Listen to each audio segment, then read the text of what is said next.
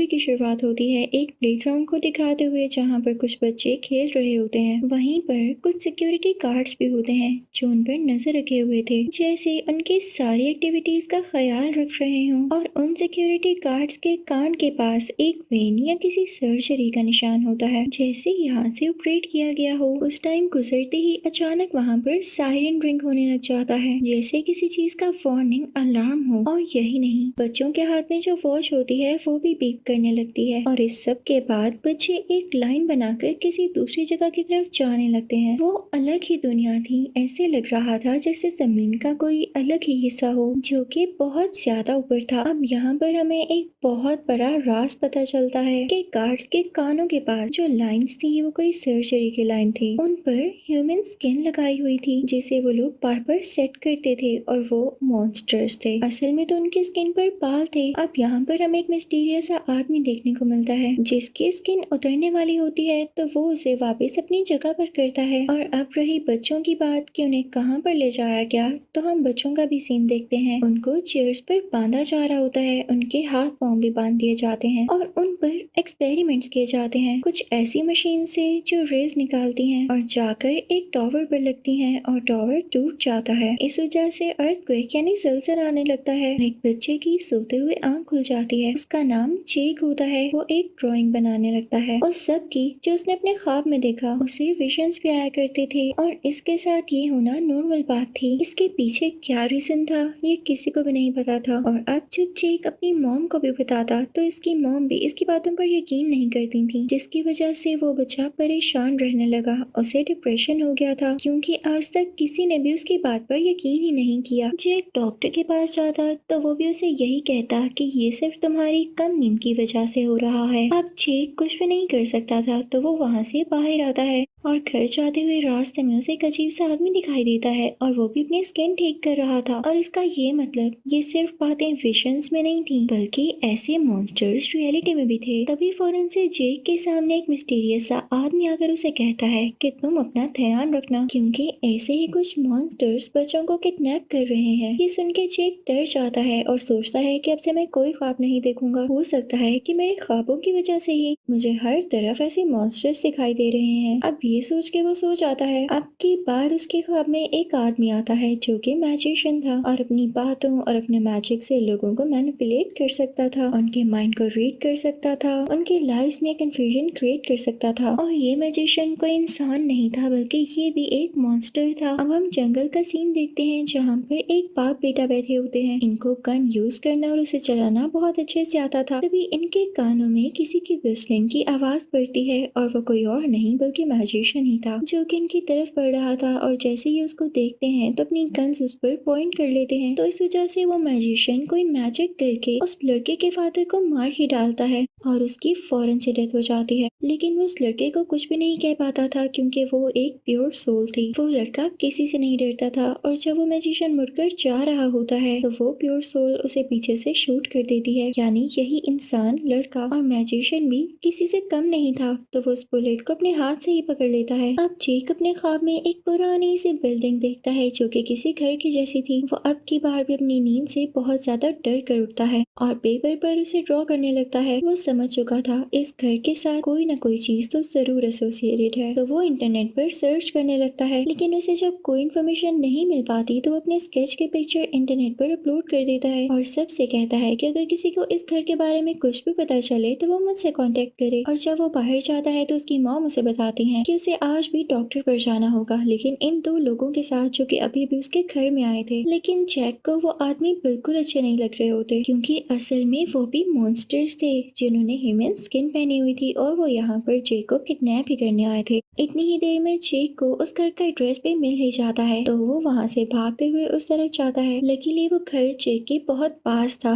तो वो फौरन से उस घर में चला जाता है। लेकिन उस घर को देख के ये नहीं लग रहा था कि ये सालों से खाली है क्योंकि उसके अंदर बहुत अजीब अजीब चीजें थी और ऐसे लग रहा था जैसे उस घर में जान हो। वहाँ पर एक मशीन भी पड़ी होती है जिस पर जेक एक कोड टाइप करता है 1919 और ये मूवी की स्टार्टिंग में हमने गार्ड के पीछे देखा था और ये कोड पता है किस चीज के लिए था, दूसरी दुनिया तक जाने के लिए, रास्ता खोलने के लिए। और जेक के कोड टाइप करते ही एक पोर्टल खुल जाता है, लेकिन इससे पहले कि जेक उसके अंदर जा सकता वो घर उसे रोकने लगता है और अपने आप में जकड़ लेता है। जेक अपनी सारी पावर्स इकट्ठी करके खुद को छुड़ाता है, अपने बाजू खोल लेता है और उस पोर्टल से बाहर निकल जाता है। अब जेक दूसरी दुनिया में पहुंच चुका था। वो जगह बहुत ही ज्यादा डिसर्टेड थी, दूर दूर तक कोई भी देखने को नहीं मिल रहा था। इस बात की खबर मैजिशियन को भी हो जाती है कि किसी ने जमीन से कोई पोर्टल खोला है दूसरी दुनिया में जाने के लिए। अब उस तरफ जेक जब जा रहा होता है तो उसे काफी प्यास लगने लगती है और उसके सामने उसे पानी की बोतल मिलती है। वो उस वाटर बोतल को उठाकर उसमें से पानी पीने लगता है, लेकिन इससे पहले ही वहाँ पर वही प्योर सोल वाला आदमी आ जाता है। उसका नाम रोलैंड होता है।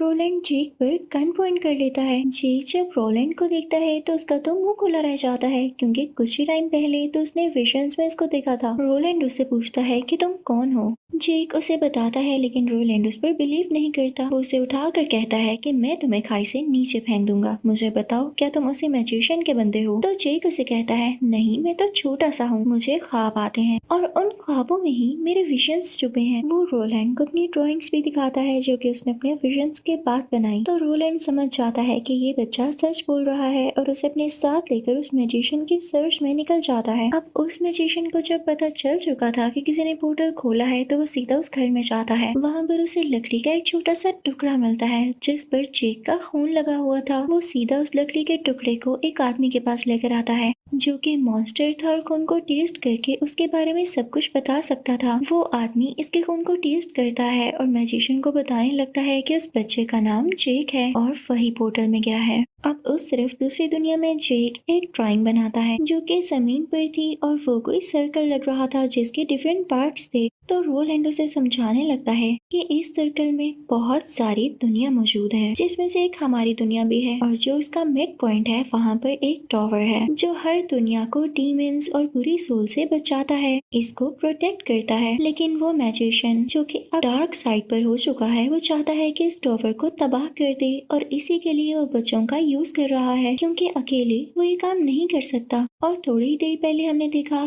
कि जिस मशीन से बच्चों को टॉर्चर किया जा रहा था और उन पर एक्सपेरिमेंट्स किए जा रहे थे, उन्हीं से रेज निकलकर किसी टावर की तरफ जा रही थी जो उसे बर्बाद कर रही थी, डिस्ट्रॉय करने वाली थी। और इसके पीछे इसी मैजिशियन का हाथ था। और ये रे कोई आम रे नहीं है, बल्कि ये तुम बच्चों के अंदर प्योरिटी की जो रोशनी होती है वो है, जो कि किसी मैजिशियन किसी डीमन के पास नहीं है। और ये सब रेस मिलकर ही स्ट्रॉन्ग हो जाती हैं। मैजिशियन को उस टावर को डिस्ट्रॉय करने का ये फायदा होगा कि अब वो टावर किसी भी दुनिया को प्रोटेक्ट नहीं कर सकेगा और वो हर दुनिया में जाकर राज करेगा और इस वजह से बहुत सारे अर्थक्वेक्स आएंगे। तभी तो तुम्हें बार बार केयरफुल रहने के लिए कहा जाता था, क्योंकि वो तुम्हें भी यूज करना चाहता है। जेक की बातें सुन ही रहा होता है कि तभी जेक को अपने फादर की आवाज आती है और वो उस तरफ चल पड़ता है। रोलैंड को बताए बगैर वो उसके फादर की शक्ल का ही कोई आदमी होता है। जेक उस तरफ बढ़ने लगता है और अपने हाथ आगे करता है, लेकिन साथ ही वो आदमी एक मॉन्स्टर में बदल जाता है, क्योंकि वाकई वो मॉन्स्टर ही था जिसने जेक के फादर का रूप लिया हुआ था। इससे पहले कि वो जेक को पकड़ता या उसे नुकसान पहुंचाता, पीछे से रोलैंड आ जाता है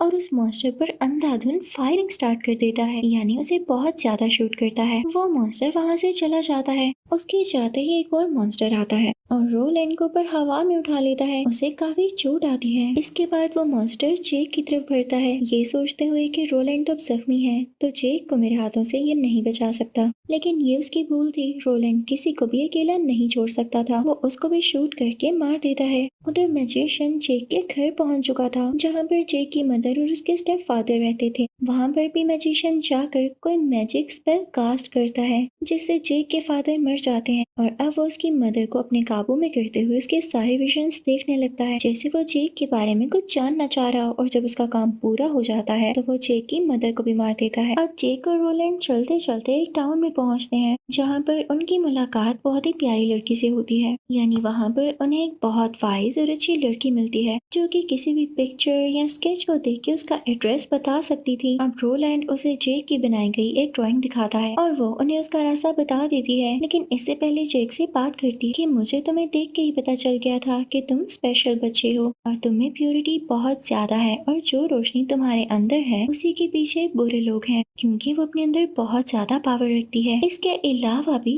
तुम्हारे अंदर एक गिफ्टेड एबिलिटी है, क्या तुम इसके बारे में नहीं जानते थे? तो जेक ना कहता है। वो लड़की उसकी एबिलिटी को उसमें प्रोमिनेंट कर देती है और वो ये थी कि वो एक दूसरे से बात कर सकते थे बिना बोले, यानी वो किसी से भी टेलीपोर्ट के जरिए बात कर सकता है। अब वो लड़की जेक से कहती है कि तुम्हें जो जो विजन्स आते हैं क्या तुम मेरे साथ शेयर कर सकते हो, मैं इसमें तुम्हारी मदद करूंगी। तो जेक अपने विजन्स उसके साथ शेयर करने लगता है और अब उस लड़की को पता चल जाता है कि इन्हें कहाँ जाना चाहिए और क्या करना चाहिए। वो सीधा रोलैंड के पास जाकर उसे बताती है, लेकिन यहाँ पर एक मसला हो जाता है। उस जगह तक जाने के लिए बहुत सारी मुश्किलों को काटना था और वो रास्ता भी बहुत लंबा था, यानी इन्हें आधा साल यानी 6 महीने लग सकते थे और बीच में इनकी जान को भी बहुत खतरा था। तो तभी वहाँ पर जेक आता है और रोलैंड से कहता है घबराने की बात नहीं है, मुझे उस मैजिशियन के एक और ठिकाने के बारे में पता है। वो उसकी बेस है जहाँ पर उसका एक और पोर्टल है और उसी को यूज करते हुए हम इस जगह तक जा सकते हैं और वो जगह अर्थ में ही होती है। तो ये दोनों अब उस पोर्टल तक जाते हैं और उसमें से होते हुए अर्थ तक आ ही जाते हैं। लेकिन इस बात की खबर भी मैजिशियन को हो गई थी, तो वो अपने कुछ मॉन्स्टर्स को भेजता है इन पर अटैक करने के लिए और ये सब उन टाउन के लोगों पर भी अटैक करने लगते हैं, उन्हें डराने लगते हैं, उनकी चीजों को डिस्ट्रॉय करने लगते हैं।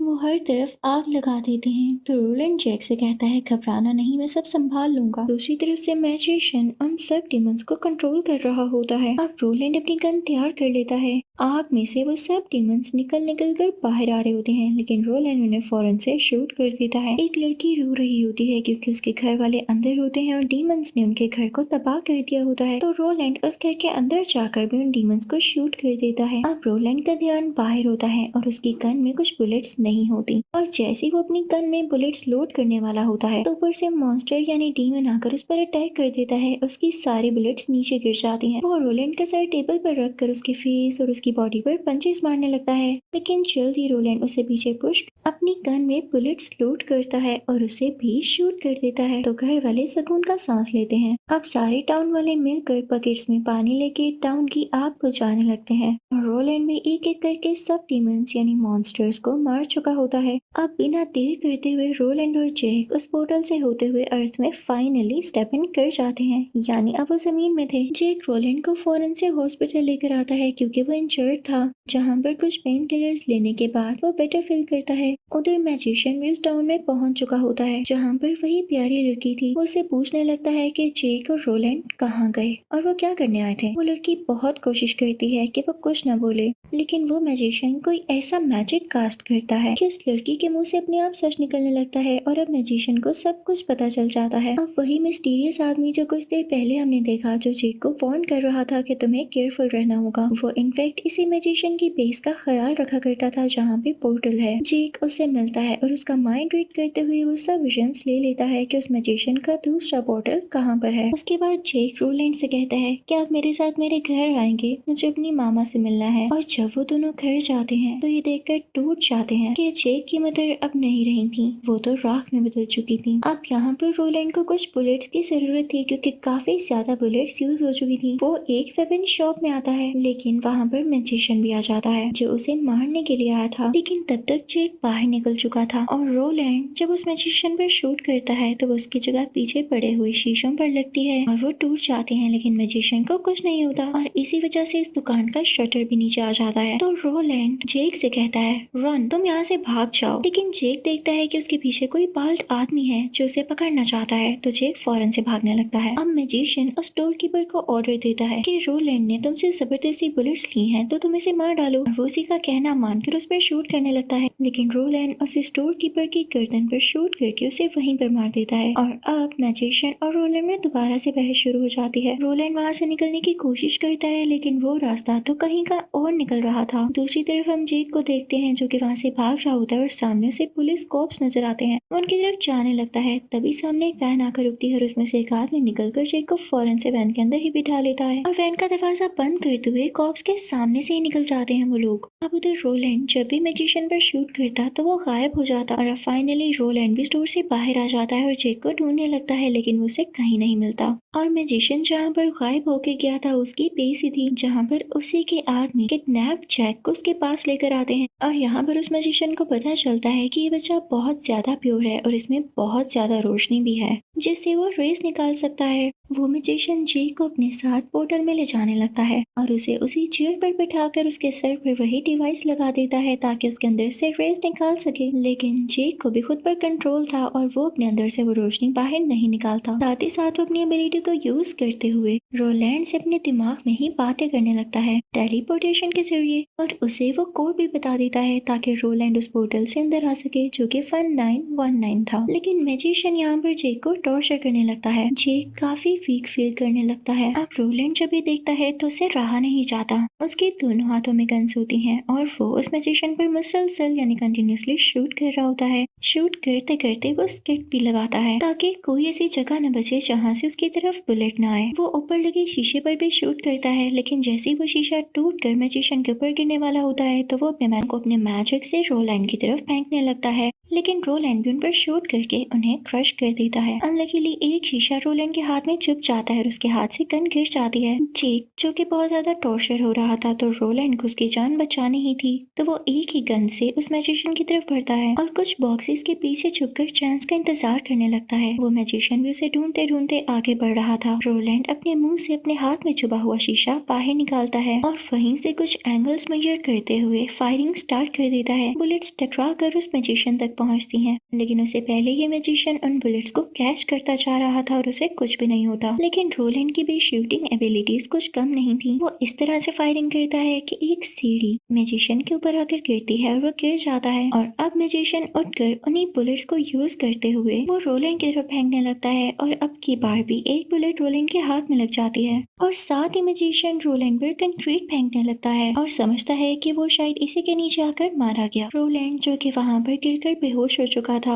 और उस पर काफी टर्स थी, उसके दोनों हाथ जख्मी थे, तो उधर जेक भी काफी परेशान हो रहा होता है कि यहाँ से मैं कैसे निकलूं। अब मैजिशियन अपने हाथ में फाइल लेकर आता है जिसको जेक देख ले और टेलीपोर्टेशन की हेल्प से रोलैंड से बात करने लगता है कि आपको गन उठानी होगी, वो आपकी तरफ बढ़ रहा है और आपको इस टाइम शूट करना है। तो जब मैजिशियन रोलैंड की तरफ बढ़ता है तो रोलैंड अपनी गन उठाता है और उसकी तरफ स्पिन करती हुई बुलेट शूट करता है, जिसके बारे में मैजिशियन को नहीं पता था और वो अपना हाथ खोलकर बुलेट को कैच करने के चक्रों में था। लेकिन वो बुलेट साथ पड़ी हुई किसी चीज से टकराते हुए सीधा मैजिशियन के दिल में जाकर लगती है और अब यहाँ पर रोलैंड अपनी शूटिंग एबिलिटीज में बहुत एक्सपर्ट हो चुका था और उसी से फायदा भी हुआ। रोलैंड उठ खड़ा होता है और इसी चीज का फायदा उठाते हुए मैजिशियन पर कंटिन्यूसली शूटिंग करने लगता है और साथ ही साथ जिस मशीन के साथ जेक बंधा हुआ था उसको भी शूट करके जेक को आजाद कर देता है। जेक भाग कर रोलैंड की तरफ आता है। उसके बाद रोलैंड उस मैजिशियन के बेस को ब्लास्ट कर देता है और उसके बाद हम मूवी का लास्ट सीन देखते हैं जहाँ पर ये दोनों बच्चों को अपने साथ ले आते हैं और हमें वो टॉवर दिखाया जाता है जो कि बिल्कुल सेफ है और बच्चों को भी कुछ नहीं हुआ होता। अब जब वो सब अपनी दुनिया में आ जाते हैं तो रोलैंड जैक से कहता है, मैं जानता हूँ तुम इस दुनिया में अकेले हो,